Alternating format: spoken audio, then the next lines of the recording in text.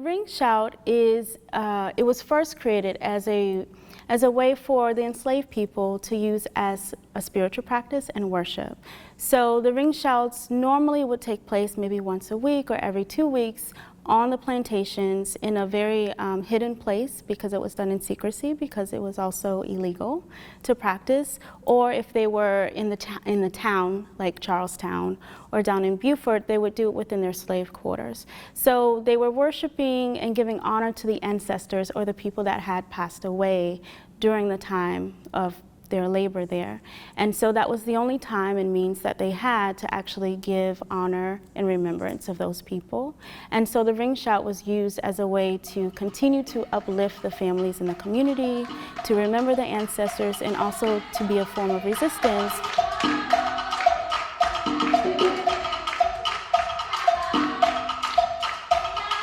What I wanted to do was create a codified movement form that, in teaching the ring shout, that could be used as a tool for people to understand these are the types of movements that symbolize, or gestures that symbolize, what the enslaved people were doing as their daily task.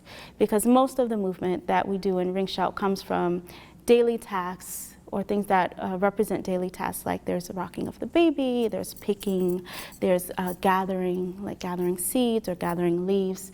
And those are the different gestures that we've symbolized and codified through the ring shout.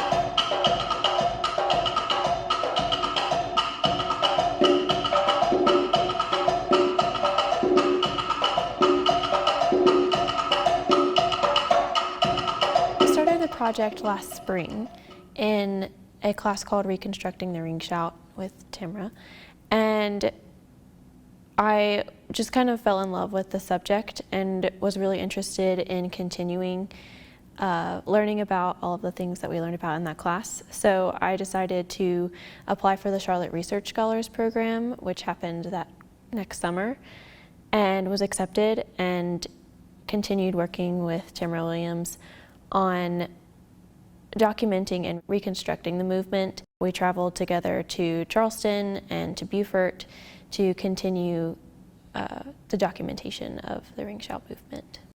During our first trip to Charleston, we went to the Moving Star Hall Praise House, which was a praise house that was started in 1907, and it was really a safe space for community. They did not only worship there, but they also talked about politics. They had socioeconomic issues that they would discuss in the space, and the space still exists today. So we went there, the Reconstructing Ring Shout class went there, and we were able to talk to the sisters of the Praise House, and they also gave us a historical rundown of what the significance of this Praise House has been in their community. And so they were very interested and intrigued about our work and what we were doing with the ring shout. So they asked for us to get up and dance and show some of the movement, and they enjoyed it. We had an amazing time. They sung songs for us. We did call and response. They got up and danced with us, and they really just had a great embracing type energy. And that was really fulfilling to see and experience with them.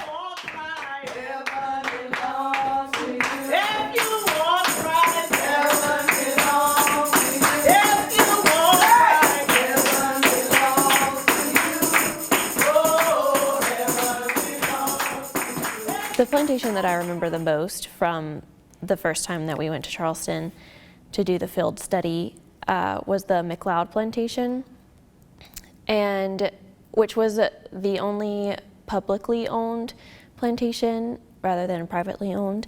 So their information was a little bit more accurate about the enslaved population that lived there, and a little bit more open about presenting that information. So that was the most helpful research site there. And then I was able to keep in contact with one of the program directors that worked there, Sean Halifax, and through the guidance of Tamara Williams, we set up this performance for this past spring, and at the same plantation, so it was kind of like coming full circle, starting the research at one place and also like ending my senior year like with that research there. Ring shot is very important because it's basically the groundwork, the foundation for all African American dance forms in the United States. So it was used as a form of worship, as a form of community, as a form of resistance, and from that, the different syncopations and rhythms, the polyrhythms, the movement gestures of bending at the hips and at the knees, and all of those different gestures that come from African diaspora dance forms are represented. Knowing that the movement is a part of resistance is resistance. I think it's really important to continue those traditions. I have really cherished all of my opportunities that I've gotten because of this project. I feel like it has definitely changed what I want to do in the future and has given me opportunities beyond the university.